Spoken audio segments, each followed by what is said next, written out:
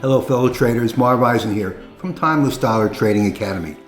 One of the things that I particularly like about the tailored trading zone, the area where prices are likely to trade, is that it gives an indication where prices may go throughout the day, and it also gives an indication of when maybe you shouldn't trade. And let me give you several examples, starting with Thursday, May 29th. Now on Thursday, May 29th, the market opened, and this is the S&P E-mini market, 10 points between each horizontal line, 3-minute candle. The market opened toward the upper portion of the trading zone, and throughout the day, traded down through the trading zone, hit the support level, broke through just a little bit, and finished out the day basically at the lower end of the trading zone, but prices started up at one end, traversed down to the other end. Good indication that it would have been a good trade to take because prices started up right at one end of the trading zone. Let's go to Friday, May 30th. Now, Friday, May 30th is a little different.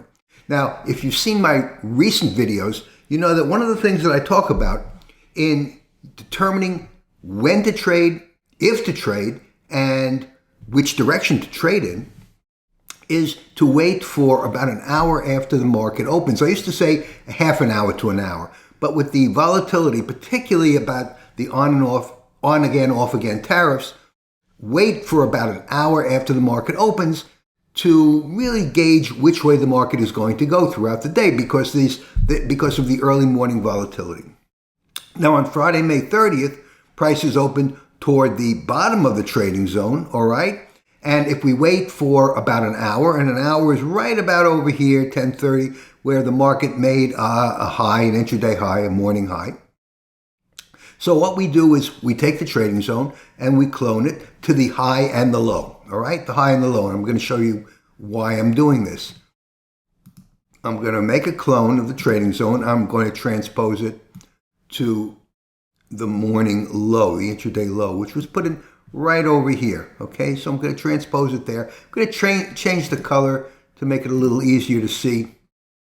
So I transposed it to the morning low, and I'm going to make a clone of the clone, and I'm going to transpose it to the morning high, which was right over here. So I'm going to make a clone of the clone, and I'm going to transpose this clone to the morning high, right over here. And so after 10:30, we want to make a decision which way is the market going to go if we're going to trade. And so the morning low is put in over here. The morning high was put in over here, right about an hour after the market opened. And so we're looking for the breakout. And so the breakout of either the high or the low, which is this point for the high and this point for the low. We're looking for the breakout, either the breakout up here or the breakout below here. And here we see the breakout was right about 12:30. Now, of course, this requires patience. It requires you waiting for about a good several hours after the market opened. But a trade like this takes some of the guesswork out of trading because prices are going to break through one way or the other, or we're not going to trade. And so prices did break through, and with 10 points between each horizontal line, this gives us a profit of about 30, 35 points, all right? Pretty conservative if you are looking for whether to trade and in which direction, all right? Let me do the same thing on Monday, June 2nd. Now, Monday, June 2nd, prices opened right at, just at the open right over here in the middle of the trading zone, quickly rose up to the previous day's close, the equilibrium point. And so again, I'm going to make a clone. And I'm going to shade that clone a little different color for contrast. And I'm going to move it to the intraday high and low. Here's the intraday low right over here. And at 10:30, I'm going to take the high and low at 10:30. And I'm going to make a clone of that clone. And I'm going to move that to the intraday high at about 10:30, which was just after the open, okay? And I'm looking to see which way it breaks out after 10:30. And here it is. We have the breakout over here, not by much, came back to the previous day's close, but then did break out, and finished the day at the high. So we look to see whether it's going to break out and trade throughout the range. And so let's go to another day on Tuesday, June 3rd, and prices opened just about at the previous day's close toward the top of the trading zone. Now, a couple of things are unique about the week of June 3rd in that on Wednesday, June 4th, we had the ADP employment report, and on Friday we have the U.S. Department of Labor employment report. Now, these reports tend to move the market. Labor reports tend to move the market, not quite as much as the FOMC announcements, but the labor reports do move the market. And so the previous jobs increase was 60,000 new hires. The estimate was 110,000 that were going to be added, and only 37,000 were hired. So way, way below what the estimate was. Now, these reports tend to get updated a week or so after the actual report, but still in all, the 37,000 actual number, well below the 110,000 estimated. So what do you think is going to happen on Friday, on June 6th, where the U.S. employment report comes out? Previous number was 177,000 jobs added. The estimate is 125,000 jobs were added. Now, if we have the same ratio of jobs added to as was the ADP, we should see about 30,000 jobs added, or 40,000 jobs added, not anywhere near the estimate.